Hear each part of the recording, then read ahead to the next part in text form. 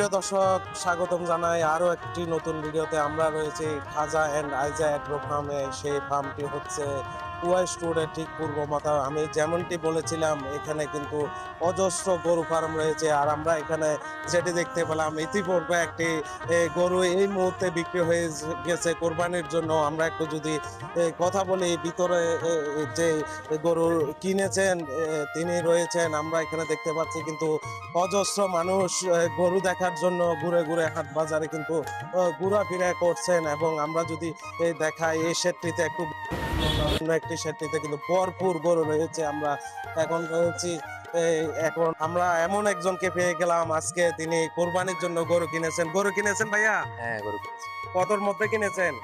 গরু ১,৭৫,০০০ মধ্যে কিনেছি। কেমন মনে হয়েছে গরুর দাম? না, আলহামদুলিল্লাহ ভালো। জাহিদ ভাই থেকে কিনছি। আমাদের খুব ক্লোজ মানুষ। এখানে সবাই আসবেন।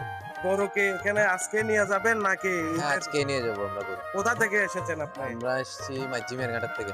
এবারে গরুর দাম কেমন মনে হচ্ছে? এখন তো কোরবানির এখন পর্যন্ত আমাদের জন্য শীতলই মনে হচ্ছে গরুর দাম।